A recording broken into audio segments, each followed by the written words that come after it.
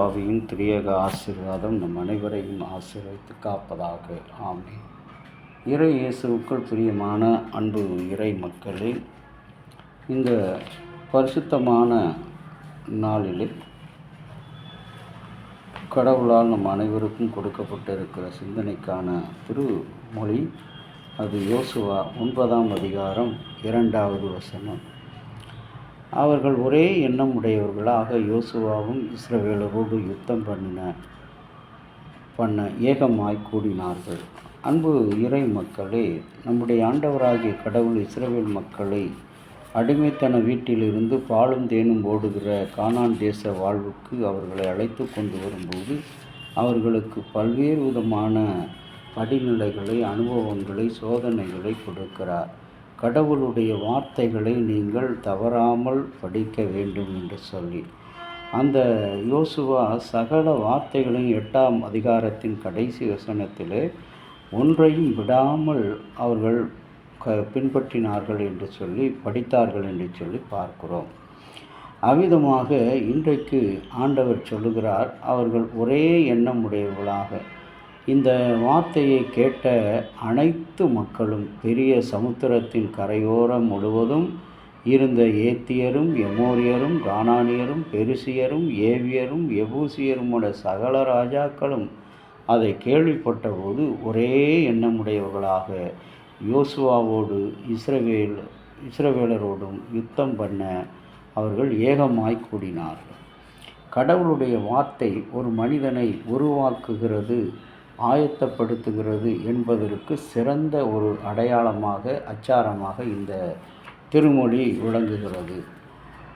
நம்மை சுற்றி வாழும் அனைவராலும் நாம் கைவிடப்பட்ட சூழலில் நம்மேல் பயம் அதிகமாகிறது. தனிமையில் ஒருவர் நிற்கும்போது மன அழுத்தம் அதிகமாகிறது. அழும்போது அழுத்தம் அதிகமாகிறது. வறுமை வாட்டும்போது ஒருவரும் தனக்குள் கேட்டு பார்க்கும் கேள்விகள், என்னை கைதூக்கி விடுபவர்கள் யார்?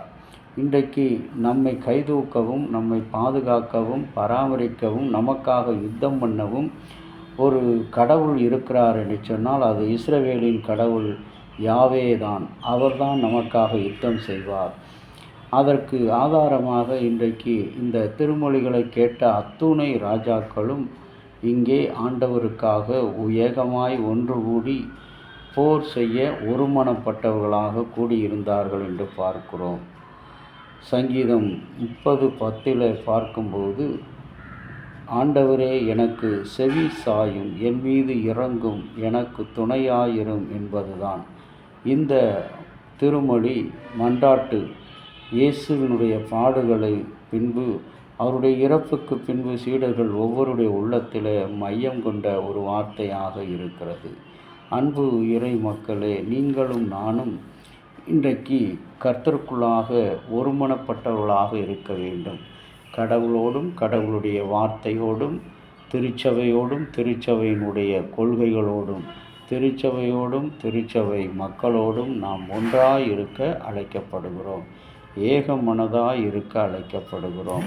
அப்படி ஒருமனப்பட்டவர்களாக நாம் அந்த சத்துருவுக்கு எதிர்த்து நிற்க, ஒருவேளை தனியாக இருந்தால் ஒருவரும் ஒன்றும் செய்ய முடியாது. ஆனால் ஒருமனப்பட்டவர்களாய் ஒன்று கூடி இருக்கும்போது கடவுளுடைய வார்த்தையினாலே நாம் யுத்தம் செய்து இஸ்ரவேல் மக்களை பாதுகாத்ததைப் போல நம்முடைய அன்றாட வாழ்க்கையும் ஜெபத்தின் வழியாக பாதுகாக்க முடியும். அப்படிப்பட்ட இறை கிருபைகளை எல்லாம் உள்ள கடவுள் இந்த திருநாளிலே உங்களுக்கும் எனக்கும் கொடுத்து ஆசீர்வதித்து காப்பாராக. ஜெபிக்கலாம். இறைமகன் இயேசுவே, உம்முடைய திருநாமத்தை நாங்கள் போற்றுகிறோம். இந்த நாளின் காலை வேளையிலும் உம்முடைய நாமத்துக்கு பயந்தவர்களாக உம்முடைய கிருபையில் வருகிறோம்.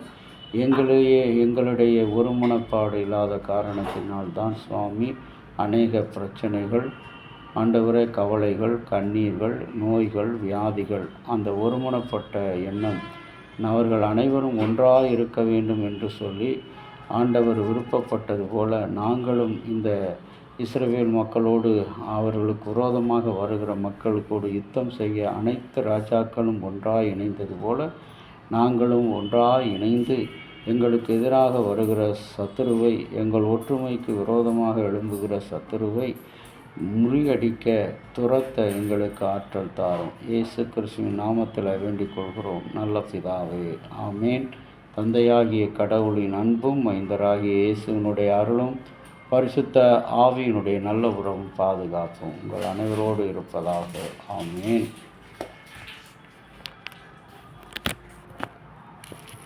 Terus